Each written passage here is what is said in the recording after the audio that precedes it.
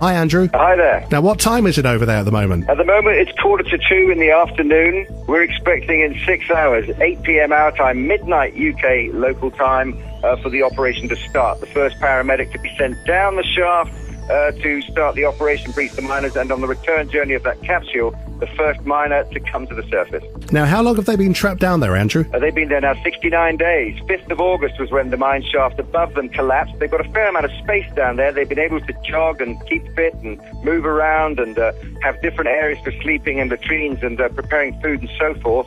But it's now been 69 days. It's been difficult. There's a particular individual, a 54-year-old miner known as Don Luchos to his friends. He immediately, on the 5th of August, realized that there was a possibility that they could be rescued.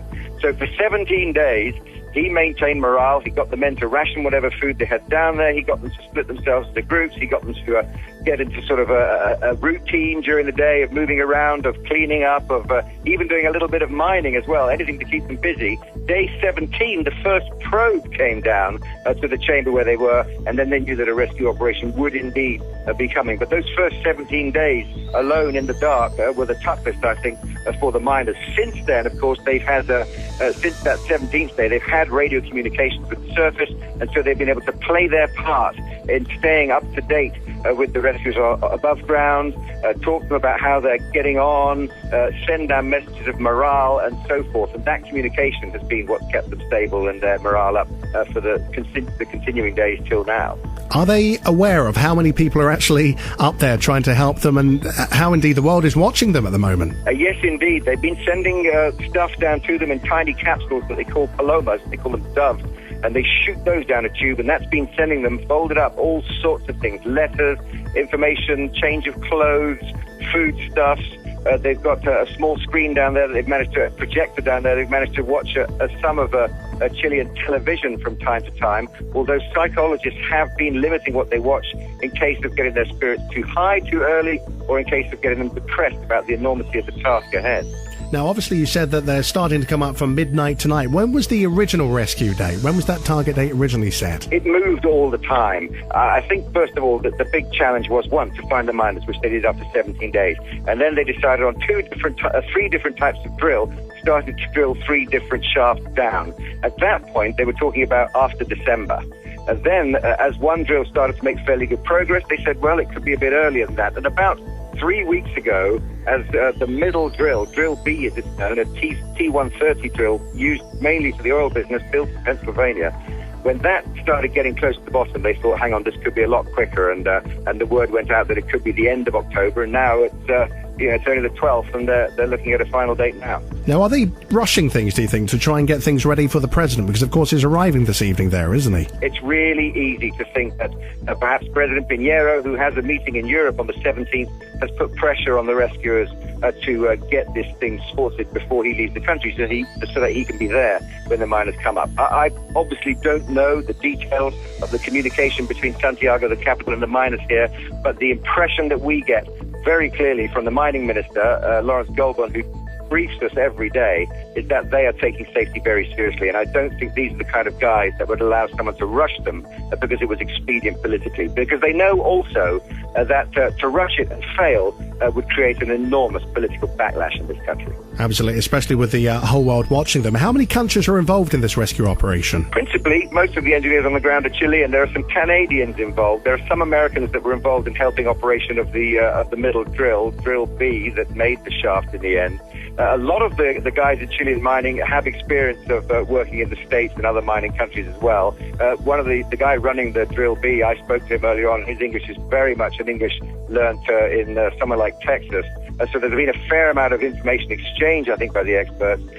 But I think we should stress and appreciate that the Chileans have essentially run this operation themselves. Is it true that there's been arguments over who gets out last to try and claim the world record for the longest time underground? This is something which has been in quite a few of the papers today. I don't know. You know, if I was going to jump off a cliff, I might try and ask one of my friends to go first. There is the other option that no one wants to be the first to go out. But there was a charming comment from the mining minister yesterday.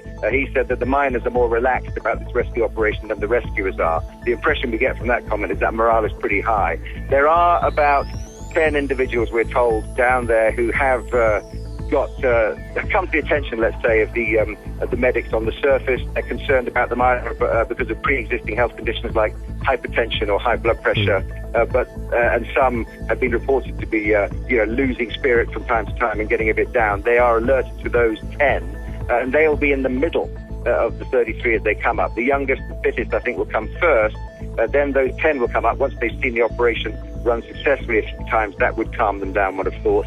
And then at the end, the old hands, the one who've been doing all the leadership down there over these past 69 days, they will come last. What happens if that capsule jams? Because, of course, they have been trying to send test capsules down, haven't they? But what happens if it jams with the first miner in there? Well, there is an escape hatch in the capsule, although what you do wonder, if you're 500 meters up a vertical shaft, do you want to climb out of the capsule or not?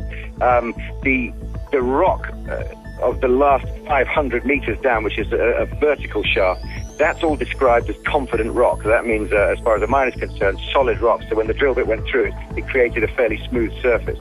They've also sent down a revolving video camera on the capsule during the test to watch its travel on the rock surface, because it has sprung wheels on the side which run along the side of the shaft. And they're happy that that all ran smoothly and showed no signs of breaking the integrity of the shaft as it went down. The last 100 meters is looser rock, but 56 meters of that has now been lined with a steel casing. And that means that when the miners finally start coming up, when they reach that steel casing, they'll know that they're pretty near the surface. It's as good as they think they were ever going to get, so they're going to give it a go. As we said, the whole world is watching this, probably one of the biggest stories, if not the biggest story of the year. Finally, are there any news and any film or book deals yet? No, and I think obviously there will have bbeen traffic between the families and the national press, between political groups and union groups as well, about the fallout that's inevitable over safety in Chile's mines. But a lot of that has been kept under wraps. The reason for that is not so much secrecy. I think these people, they know about mining in this country. It's the biggest element of their economy here in Chile, is digging things out from underground metals and minerals, and they know how this works, and they know that when you've got an operation this risky and this difficult, it's best not to dwell too much on the future, but concentrate on getting them out first. Andrew Orson from Sky News, thank you for joining us live from Chile on Tuesday's Drive Time.